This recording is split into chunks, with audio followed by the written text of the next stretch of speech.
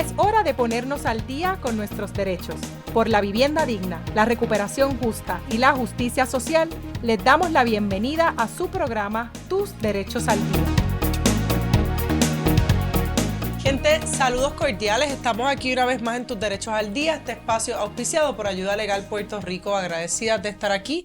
Estamos aquí las cuatro, nos dijeron Charlie's Angels, Avengers. Charlie Angels. No sé, lo que seamos nosotras cuatro. Y entonces empiezo por acá para que digamos saludos cordiales. Por mí, hola, saludos cordiales. Verónica González del programa de Recuperación. Saludos cordiales, yo soy Verónica Rivera del programa Derecho a tu Casa. Saludos cordiales, Gloria Meléndez Munero de Apoderamiento Legal. No dirían que decir saludos cordiales, pero yo creo que ese es el poder de la masa, de la muchedumbre. En tiempos de falta de gobernanza, cualquier cosa que simule el liderazgo y disciplina, yo creo que está buena, así que celebrarla. Gente, muchas cosas pasando. Este programa de hoy, quiero caer rápido en lo que vamos a estar mencionando, porque también obviamente hay que contextualizar. Vamos a dedicarlo al tema de violencia sexual. En estos últimos meses hemos estado bregando, o no bregando, pero denunciando desde distintos espacios, y no digo obviamente ayuda legal, digo como que más bien a nivel de Estados Unidos, pero también del mundo, con todo lo que han develado los Epstein Files, ¿verdad? Que son estas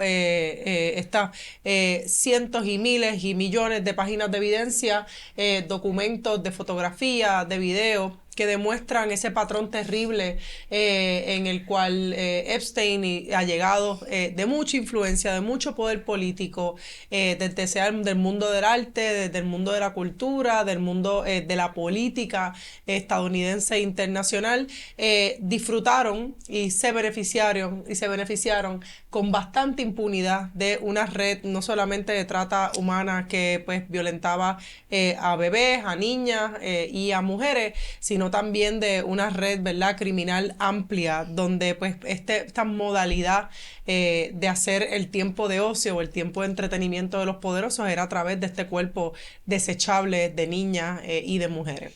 Y los Epstein Files, aunque ya alrededor del mundo han habido espacios donde han sido enjuiciados y han ido pagando consecuencias, que me parece que son poco a poco personas que han estado involucradas, personas poderosas que han estado involucradas con estos actos, la realidad es que por lo menos en Estados Unidos la atmósfera sigue siendo de impunidad, ya sea de la impunidad de políticos del alto mando, del más altísimo mando, que son mencionados una y otra vez en los Epstein Files, incluyendo al presidente de los Estados Unidos, hasta artistas, ¿verdad?, que son una y otra vez traídos a colación, artistas y personas que muy poderosas económicamente, que son mencionadas vez tras vez. Y hemos estado abogando pues por no solamente el esclarecimiento y la liberación de estos expedientes, sino literalmente por la imposición de sanciones, porque una de las responsabilidades que tiene el Estado cuando se habla de violencia de género de cualquier parte es lo que se conoce como el deber de debida diligencia, que es que el Estado tiene que investigar, pero también tiene que establecer sanciones. Tiene que haber una consecuencia por la violencia de género en cualquiera de sus modalidades, y ciertamente el abuso sexual es una de sus modalidades más deleznables, ¿no? Pero en días recientes, mientras aquí estamos hablando de 25 cosas, en los Estados Unidos también, obviamente continúa la guerra, un proceso de inflación, un aumento sustancial al precio del petróleo. Aquí en Puerto Rico lo único que está pasando, bueno, no es lo único que está pasando de todo, pero de lo único que está haciendo señales de humo el gobierno es lo que tiene que ver con la comisión total de Francisco Domenech. La realidad es que estamos teniendo una nueva noticia que tiene que ver con abuso sexual, y que una red de abuso sexual o con un patrón de abuso sexual, y que está llamándonos una vez más a tocar el tema de violencia sexual e impunidad. Y es nada más y nada menos que las acusaciones que surgen, las denuncias que surgen contra César Chávez, el líder sindicalista mexicano, que durante su vida se dedicó junto a una figura principalísima que voy a mencionar desde el inicio, que es Dolores Huerta, pero se reconoce principalmente a César Chávez como el líder, a hacer procesos organizativos de personas que trabajan en la agricultura, sindicalizando al primer grupo de agricultores en lo que se llama el United Farm Workers, que todavía existe, ¿verdad? Que básicamente es una unión que comienza en California, unionando y organizando a trabajadores y trabajadoras de la agricultura precisamente por las condiciones terribles laborales que vivían y haciendo actividades de desobediencia civil, actos no violentos, incluyendo los boicots a distintos productos y que resultaron eventualmente en el reconocimiento de mayores derechos a trabajadores y trabajadoras agrícolas. Pero porque los grupos de los esfuerzos de movimientos sociales no son ajenos a este tipo de señalamiento, es importante nombrar, y de momento Dolores Huertas, a invitación de un medio, el New York Times, cuenta la historia de agresión sexual y es mucho lo que hay que decir sobre estos procesos. Rivera Torres, ¿cómo empezamos por aquí? Bueno, fuera del aire estábamos hablando de que qué bueno, ¿verdad? De que Dolores ha tenido la oportunidad, tiene 96 años Dolores Huerta, y de un tiempo para acá Dolores ha ido ganando, ¿verdad? El reconocimiento que se merecía, porque se dice rápido y se dice fácil, pero la verdad es que los grandes logros que logró esa unión con el trabajo de organización de Chávez y de todos esos hombres y mujeres que estuvieron, ¿verdad?, haciendo ese trabajo, pero Dolores era como bien importante dentro de la organización, y no porque se desarrolló dentro de la organización. O sea, Dolores ya era una organizadora cuando se unió, o sea, su mamá le dio un modelaje brutal, ¿verdad?, de cómo organizar, y un ejemplo así, o sea, que ella llegaba ya con una esa formación política, con esa claridad, claro, que no se la dio Chávez ni se la dio ese movimiento en particular, al contrario. Así que ella de un tiempo para acá estaba recibiendo ese reconocimiento, y que de momento caiga esta bomba, porque de verdad se sintió como una bomba, que ella dijera que Chávez la había agredido sexualmente en más de una ocasión, que tuvo hijos producto de esas violaciones, y que los hijos los entregó para que los cuidara otra persona, un poco para protegerle y protegerse ella, y aunque ella no lo dice en tantas palabras, definitivamente llevó a una protección también a la figura de Chávez, porque no... Si esto se hubiera hecho público en su momento, pues evidentemente hubiera tenido repercusiones, no solo para Chávez, me gustaría pensar eso, ¿verdad?, pero hubiera tenido para ella también, porque esa es la realidad. Y que a los 96 años ella, porque un medio le dice, mira, vamos a hacer estas divulgaciones, porque para quien no lo sepa, o sea, estamos hablando de que Chávez violaba niñas. Y esa es la divulgación, esa es la noticia que New York Times tenía, y Dolores dice ahí en ese momento, es que Dolores dice, bueno, pues entonces yo tengo que decir algo, y hace la divulgación por primera vez a 96 años. Entonces, pues lo primero que me viene a la mente, ¿verdad?, es la decepción que se siente, pero peor aún, creo que más allá de la decepción, que es profunda, también saber que tampoco te decepciona, pero no te sorprende. Y eso yo creo que es lo que nos tiene que obligar a tener la conversación de por qué nos decepciona, pero no nos sorprende que eso haya sido así, que él haya hecho eso. O sea, no nos sorprende que haya sido un agresor, y no nos sorprende la red de silencio que hasta tantísimos años después finalmente sale a relucir, cuando ahora New York Times te deja saber de que había un montón de gente que lo sabía, ¿verdad? Porque New York Times se hizo el trabajo de llamar a esa gente y decir, esta divulgación se le hizo a usted en tal año. Sí, ella me lo dijo que había pasado. O sea, que de verdad, ¿por qué no nos sorprende eso? ¿Por qué no nos sorprende que eso haya pasado ahí? Y qué situaciones personales o conocimiento personal nosotras podemos tener que explique por qué no nos sorprende. Yo creo que esa es la conversación. Y yo creo que esa conversación también es, hay una conversación grande, ¿no?, con que se puede familiarizar todo el mundo indistintamente no esté participando en movimientos sociales, que es cuáles son todas las razones que lleva a una persona víctima de agresión sexual o de abuso sexual o de acoso sexual, o incluso de acoso en general, pero particularmente de acoso sexual y particularmente de mujeres, ¿por qué es tan difícil reportarlo, verdad? Y yo creo que obviamente, obviamente están factores como el miedo, la vergüenza, la impunidad, y nosotras podemos consignar eso ahí, y quiero que quede claro que no estamos menospreciando que eso está ahí, que eso puede pasar en cualquier instancia de acoso sexual a nivel, lo que se conoce doméstico, que no es domesticona, ¿verdad?, pero de una pareja o expareja, pero también a nivel institucional, cuando estamos en un espacio laboral o cuando estamos en un espacio deportivo, las deportistas que denuncian estas situaciones, o un espacio de una agencia. Acaba de salir un caso del Departamento de Corrección, ¿verdad?, donde una empleada está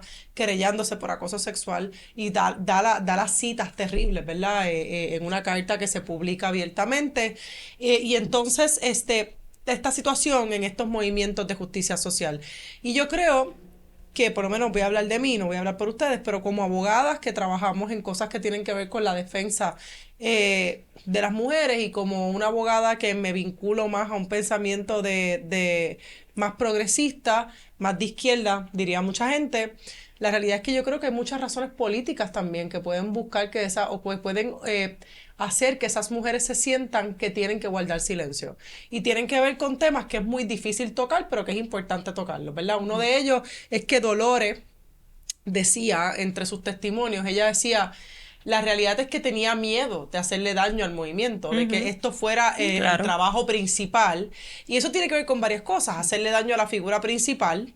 Hay una cuestión, ¿verdad?, muy jodida, que no es un pensamiento de izquierda, pero que pulula en las instituciones, sean de izquierda o de derecha, porque quiero decir esto porque filosóficamente no se puede vincular la idea de esa ideología al abuso de las mujeres, ¿verdad? Son quienes lo ejecutan, es como el cristianismo, hay muchos cristianos que pueden ser bien abusadores, pero eso no es el cristianismo, son quienes están ejecutando la ideología. Y lo traigo porque mucha gente que piensa, pues hay una disciplina de partido, o si yo saco este escándalo, el escándalo va a ser el centro y no va a ser la lucha, o si yo saco este escándalo, le voy a hacer daño a la figura y entonces el opositor político me va a rehusar a mí también, porque entonces yo me convierto en un objeto de mi agresor, pero también un objeto de mi opositor político que me va a usar como balón. Y tienen la razón en que cuando las mujeres de estos espacios denuncian un caso, nunca se convierte más allá en un caso sobre ellas. Se convierte en un caso de castigo político entre opositores. Y ella se convierte en un objeto, literalmente una vez más es usada. Y hay algo muy poderoso en que Dolores Huerta saque este caso, ¿verdad? Quiero también decir que hay un estudio del Human Rights Watch que habla de que entre las trabajadoras que están en los espacios agrícolas, cerca del 80% revela instancias de abuso, entre los cuales el abuso sexual es uno de los principales. Así que este contenido sobre el abuso sexual es parte de su lucha también por la liberación ¿verdad? Por reformas agrarias. Y yo creo que eso también hay que nombrarlo, pero qué lugar difícil siempre donde están las víctimas, ¿verdad? Y a los 96 años verse ahí. ¿Qué gana Dolores Huerta con esto? Bueno, ganar nada. Es una pregunta dura y quizás injusta, pero hay sí. una pregunta que es una pregunta que tiene que ver con reparaciones. Sí, ciertamente. Gloria me está mirando. Okay, pero quería decir algo brevemente antes de entrar a Dolores, que pues tú hablas un poco de autocensura y eso ciertamente está ahí, pero no siempre viene de adentro, que muchos sistemas sociales que se aseguran que las mujeres sientan que no pueden hablar o activamente le impiden que lo hagan, ¿no? Ciertamente. Sí, Dolores, ella dijo que ella decidió, ¿no? Que ella sentía esto y que guardó este secreto, ¿verdad? Pero no es el caso de todo el mundo. O sea, que aunque muchas de estas presiones se internalizan, ¿verdad? Que tal vez no era tampoco del todo voluntario. Pero ella sí fue que lo planteó. ¿Qué podría ganar? No creo que ella a estas alturas de su vida ella tenga una gran preocupación con más allá de lo que es su vida, tal vez poder tener una relación más abierta con los dos hijos que salieron de esta relación. Es importante para el que no lo sepa, ¿verdad? Que resultó en 2 embarazos importantes. En 2 embarazos, 2 hijos adultos que ella dio en adopción y con los que eventualmente se reconectó.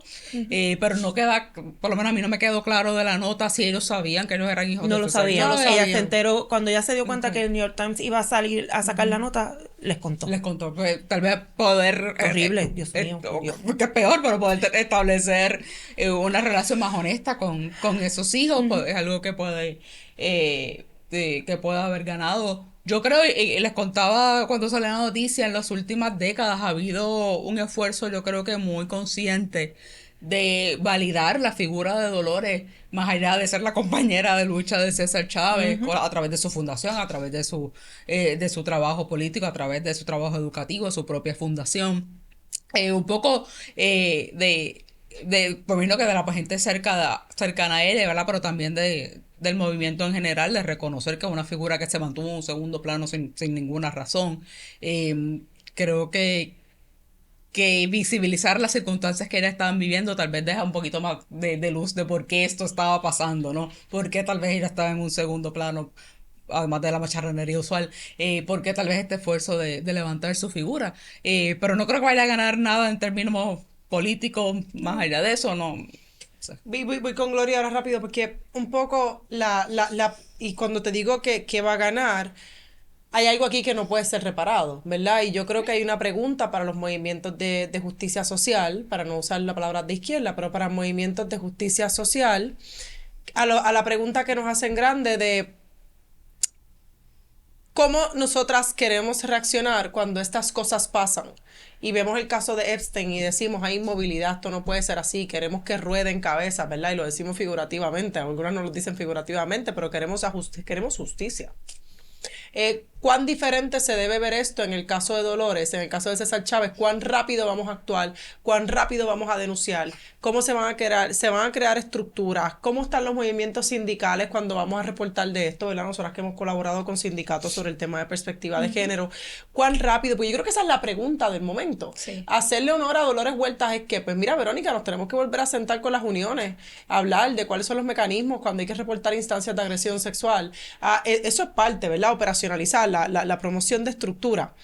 Pero también un poco, una de las cosas que hace la lucha o que hacen estos procesos de justicia social es que a veces te dicen, sí, lo que tú quieres decir es bien importante y claro que cerramos fila contigo, pero si tú lo haces políticamente, el daño que tú le vas a hacer al movimiento nos va a terminar costando más porque van a ganar los malos. Exacto. Pero si ganamos con esas condiciones del silencio, nos convertimos en los malos. Entonces, malo con malo, no sé. Y creo que es un imposible que siempre le toca a las mujeres. Como cuando hablamos de los temas de... Ustedes nunca han estado, yo sé que sí, en reuniones de justicia social o de lo que sea. Y tú hablas de lo que sea, del hambre, de la necesidad, de la violencia doméstica. Y alguien te dice, sí, pero eso es la colonia. Y tú le dices, sí, pero es que la violencia de género. Sí, pero es que la colonia, tenemos que dejar de ser colonia primero. El tema del tema de género siempre va como que a lo último, ¿verdad? Lo último, se relega. Porque si no se resuelve la colonia no se va a resolver nada más. Y eso es un imposible, porque entonces ese no es el proceso de liberación que queremos. Lori, ¿cómo tú lo ves? Yo creo que el patriarcado es una cosa, para usar tus propias palabras, bien jodida. Es una estructura que nos tiene en una situación bien, bien terrible y que atraviesa a todo, independientemente de sea de izquierda, si sea de derecha, independientemente de si son altas esferas o si no lo son, si es la comunidad, el barrio, la calle. El patriarcado está donde quiera. Y nosotras tenemos que hacer un esfuerzo consciente, constante, para poder combatir y para poder para poder ponernos unas gafas que nos hagan ver los efectos del patriarcado y lo que está pasando y cómo se manifiesta. Y nos hemos matado diciendo esto, porque no es solamente castigar al agresor más fuertemente, no es solamente prevenir y decir verbalmente que la violencia no se puede, que el respeto, que qué sé yo. Eso no es lo único. Tenemos que tener una mirada, una perspectiva de género, ya, para decirlo. Tú sabes, y lo hemos seguido diciendo y nos siguen callando la boca porque siguen diciendo que eso no importa, y que es una locura nuestra y que son las feministas radicales, pero estas cosas son las que pasan. Terminan siempre siendo niñas violadas, terminan siendo siempre mujeres teniendo que cargar la cosa, mujeres golpeadas, mujeres subyugadas, niñas sometidas, gente en unas perspectivas de poder, en unos espacios de poder que mantienen sumisas, sometidas, calladas y subdesarrolladas a las mujeres y a las niñas. Y yo creo que esa perspectiva de lo que está pasando del género, que hemos adelantado un montón, pero que nos falta tanto. Porque fíjate que del caso de Dolores, ella está hablando hoy de lo que pasa. Y yo creo que un poco lo que decía ahorita de lo de qué gana ella, pues mira, quizás gana un poco de libertad ella misma, de poderlo decir. De cargar un secreto tantos años debe ser una cosa bien, bien, bien cargada. Tú sabes, una cosa que te carga, que te consume, que quizás tú crees que lo superas, pero lo sigues arrastrando y quizás a poderlo decir públicamente y decir, esto fue lo que me pasó a mí. Sí. Y esto es lo que me costó, quizás es un espacio de libertad. Verónica decía que y de tranquilidad. Ella no habló porque ella llamó al New York Times, sino que el New York Times la llama a ella. Y yo creo que también ahí tiene que haber algo de estar preocupada porque a mí no me van a vincular con un esquema en el cual yo también fui víctima. No retell the story, ¿no? Vamos a ver, pero di lo que piensas si estamos aquí. Este tema es bien complejo en el sentido de que hay tantas cosas que uno pudiera como que hablar tanto, ¿verdad? Claro. De cómo, de todo lo que está operando ahí. Yo creo que nosotras, las que estamos en esta mesa, podemos sacar de nuestra experiencia personal al interior de colectivos para un poco entender bien una dinámica en la que las propias mujeres, víctimas o no, somos parte de de esa red, ¿verdad? Que sigue legitimando al colectivo y a sus líderes. Nosotras somos parte de eso. Y un poco... ahora iba a conectar de que no olvidemos de que Dolores hizo la divulgación, pero esto se está hablando porque estas mujeres cuando eran niñas fueron violadas y estuvieron años haciendo divulgaciones cercanas hasta que New York Times recibe hace 5 años un anónimo, una nota de como mírate esto, y ahora ellas tienen la oportunidad, ellas son mucho más jóvenes que Dolores, ahora ellas tienen la oportunidad de que la gente empiece a decir te creemos, vamos a quitarle el nombre de César a la fundación, vamos a hacer esto, vamos a hacer lo otro. Eso ya no es suficiente, no es suficiente porque si bien lo que dice Ariadna sigue pasando en algunos espacios, de que nos digan que la colonia va primero, no, ahora estamos, yo siento, en una trampa peor, porque ahora es la trampa de las compañeras. Ahora es la trampa en la que todos somos feministas. Ahora es la trampa de que yo te miro, compañera, y yo te escucho, y yo te menciono, y yo te pongo en el libro. Estamos en esa etapa y yo creo que las feministas organizadas y las que no, pero las organizadas, así como le exigimos a los gobiernos que hagan un análisis de si las políticas públicas están funcionando o no, yo creo que nosotras tenemos que sentarnos, ¿verdad? Y hablar de lo que, por ejemplo, significa la Agencia de las Mujeres. Sí. Yo soy una que me paso diciendo, bueno, si la víctima no quiere denunciar, no denuncia. Pero ¿qué es lo que pasa también cuando eso pasa? La mujer dice, yo no voy a denunciar, yo no quiero que esto escale. Y personas alrededor dicen, pero como tengo que respetar tu agencia y tu voluntad, pues entonces yo también voy a callar.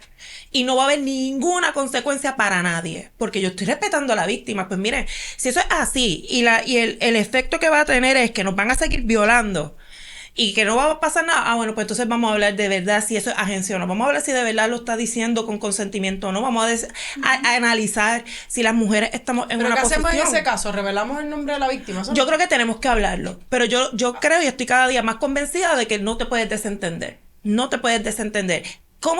¿Qué significa no desentenderte? Es que algo tiene que pasar. Porque tiene que existir entonces el mecanismo de protección para esa mujer. Tiene algo que pasar. Sí. Tiene algo que pasar. O sea, pero entiendes lo que te quiero decir. Sí, tiene que haber un mecanismo de protección porque la represalia adentro y afuera es terrible. Claro. Por eso es que digo que lo tenemos que hablar y tenemos nosotras que hacer un plan. Porque a mí se me ocurren muchas formas en las que una mujer puede lograr algún tipo de reparación sin afectar al colectivo. Pero ¿sabes qué es lo que hace falta? Otro tipo de colectivo. Lo que pasa es que si el colectivo va a depender tanto del líder macharrán, que es perfecto, que es guapo, y que todo el mundo dice, olvídate, una lumbrera, pues se chavó el colectivo. No estamos hablando de un colectivo, estamos hablando de una gente que sigue un líder. Pues esas son las preguntas que los colectivos se tienen que preguntar para ver si podemos crear espacios seguros para que las mujeres puedan hablar en libertad. Y si hay consecuencias, que haya consecuencias para el que opere ahí, el que haga la represalia, no para la mujer. Que pase algo. Porque es que si no pasa nada, pues en efecto, entonces nos matan con nuestras propias balas, porque a mí me mata cada vez que yo escucho a alguien que me dice, es que ella no quería hablar, pues por eso no lo hice. Pero había un protocolo, pero como ella no lo activó, pues entonces yo tengo que respetarla. Y cuando tú vienes a ver el individuo, no con una, no con dos, no con tres, con un montón, la ha agredido, la ha acosado, pues no puede ser eso como desde un punto de vista feminista, eso no puede ser. Entonces, yo de verdad que por eso que cuando Dolores dice, mira, esas mujeres, que alguien vaya y le pregunte por qué no pensaron quejarse con Dolores, Huerta, que vayan y le pregunten a estas mujeres que hicieron divulgaciones si pensaban que Dolores iba a ser aliado o no. Mira, lo más seguro la respuesta iba a ser, ni loca iba a ir yo donde Dolores a hacer la divulgación. Esas son las preguntas que nos tenemos que hacer nosotras las mujeres que tenemos conciencia, que sabemos qué pasa, porque ese es el asunto. A nosotros nos tienen que convencer, porque nosotras sabemos que es verdad, qué pasa. ¿Por qué nosotras no hemos podido a estas alturas crear una red de un apoyo más efectivo que no sea, estoy aquí para ti, pero tú te tienes que mover, tú tienes que decirme que tú quieres hablar y entonces yo voy a estar ahí para ti? Pues no, porque entonces va a seguir pasando. Y esas son las preguntas y por eso me afecta tanto, porque yo digo, Dios mío, yo creo que hemos hecho mal, pero lo veo de verdad desde el punto de vista de las defensoras, desde el punto de vista de las activistas. ¿Qué hemos hecho mal para que esto siga pasando? Y aunque nos digan, saludos compañera, por favor, tome la palabra usted primero, porque usted hizo, y aquí quiero reconocer que la compañera hizo esto, y después resulta que esa compañera le mandan mensajes de texto abusando de ella, acosándola, o sea, ¿Qué tenemos que hacer para que eso pare? Para que no haya impunidad. Yo creo que el balance es bien fino, porque el respetar la voluntad de esa mujer que va a pasar por un proceso horrible para lograr, dentro de nuestro sistema de justicia, lograr cierta justicia o que se procese a esta persona, es bien violento individualmente. Así que la conversación yo creo que tiene que ser, porque ese respeto tiene que estar. Pero yo quiero aclarar algo con todo eso. Sí, eso es cierto. Pero lo que yo quiero decir es que no puede pasar que usemos de excusa que la mujer no quiere hablar para entonces yo no tener que meterle mano a algo que yo entiendo que va a afectar al colectivo. Eso es lo que quiero decir. Ahí es donde se da la impunidad. Porque esta mujer sabe y dice, no quiere hablar. Y yo lo que a veces percibo alivio. Uf, qué bueno que está ejerciendo su agencia en el silencio. Porque eso significa que no tengo que activar protocolo. Eso significa que no tengo que decírselo a nadie porque estoy respetando a la víctima. Pero el resultado neto sigue siendo que tú te quedas en tu situación de comodidad porque tu colectivo no se vio afectado. Eso es de lo que yo quiero hablar, porque es cierto, eso es lo que nos dicen, no, pero es que los efectos que ella va a tener son tan terribles. Pues mira, vamos a distribuirnos los efectos. No, tú no la vas a dejar sola, me imagino. O sea, si tú la acompañas, le das acompañamiento y le dices no, y le insistes, no te quedes callado, vamos a hablar, pero yo voy a estar ahí, yo voy a poner mi nombre, mi apellido, mi reputación, yo voy a estar ahí, voy a activar a fulana, y vamos a hacer una conferencia de prensa y vamos todas juntas. Pues yo creo que eso cambia un poco la borinqueña, pero es que no, es que se quiere quedar callada. Se quiere quedar callada, entonces pues como se quiere quedar callada, pues nos callamos todas hasta que explota, porque muchas veces la mujer dice que no se quiere callada, pero es como dice Vero, no porque está haciéndolo libremente, sino porque le cuesta. Tiene muchas presiones. Pues lo que yo digo es que nos demasiado. tenemos que mover para que le cueste menos, pero no contando con los hombres, nosotras, porque los hombres se van a quedar allá en su mundo y protegidos por nosotras. Y eso es lo que yo quiero decir, que es lo que yo he estado percibiendo y es lo que me causa mucha incomodidad, porque yo sí creo que no se puede denunciar si la víctima no te da el consentimiento, porque es verdad que la afecta y puede ser revictimizada. Pero alguna escape tenemos que encontrar. Estoy en el contexto del colectivo. De si el colectivo tiene o no responsabilidad cuando una de sus integrantes se entera de que ha habido abuso sexual. ¿Tiene o no tiene una responsabilidad de actuar en favor de la sobreviviente?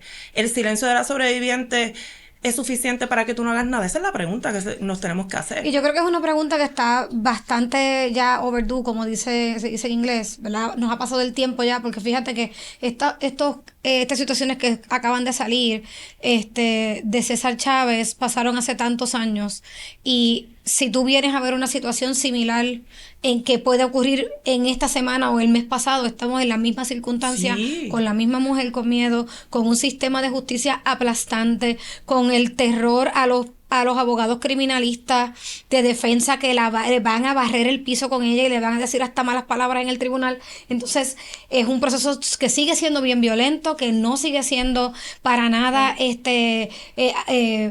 un alivio, una ruta de justicia real. Termina siendo otra violación por encima de la violación, pero por muchos meses y públicamente. Entonces todos estos años no hemos adelantado nada, así que la pregunta ya está vieja de hacerla. Claro. Y creo que tú tocas para mí un punto que yo creo que es relevante, que tal vez yo tampoco tengo respuesta, pero tal vez esos procesos, parte tienen que ser también no excluir el proceso legal, ¿no? Porque también muchas veces Claro. la víctima dicen, bueno, pero si eso pasó porque no fuiste a la policía, porque no quiero pasar por ese proceso. Y porque es horrible. Y el Es proceso horrible, es y el horrible. proceso de accountability, perdón, no necesario, obviamente es un necesariamente delito, es pero si terrible. la víctima no quiere utilizarlo, no tiene por qué Bueno, y que es utilizarlo. terrible para las mujeres. Mira, nosotras hemos visto casos de abuso sexual múltiples, de mujeres, de niñas, de adolescentes, unos casos bien horribles.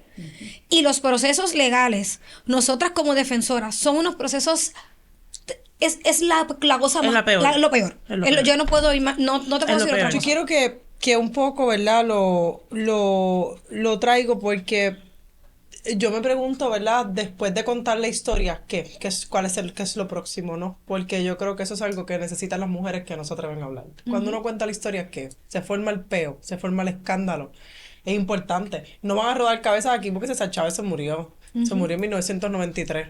Hay una cuestión liberadora en contar la historia, ¿verdad? A nivel de derechos humanos creemos en estructuras como la Comisión de la Verdad, pero no solamente estatal, sino a nivel comunitario, de la importancia de contar la verdad, porque la verdad tiene un efecto liberador. Pero ¿cuáles son las estructuras?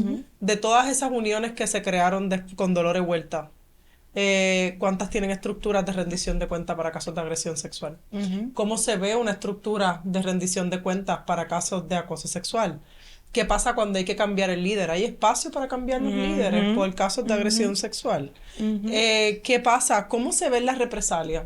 Si en los movimientos de justicia social esas personas no están por definición en el poder, porque guess what, siempre somos minoría, ¿cómo se ve una represalia? ¿Vamos a poder detectar que eso es una represalia de verdad? ¿Qué es lo que pasa? ¿Qué vamos a hacer ante asuntos como la cancelación? ¿Qué vamos a hacer cuando el cuerpo de esa sobreviviente se convierte en herramienta, verdad? No olviden que una de las consecuencias que hubo, de las represalias que tuvo el Departamento de Justicia de Estados Unidos cuando hubo que revelar los Epstein Files fue poner los nombres de las víctimas y las fotos de las víctimas sin taparlas. ¿Qué vamos a hacer con estos casos? Esas mujeres que han salido al récord como Debra, ¿verdad? Que era la nena de 13 años, que la del yoga, la que vio un mat de yoga.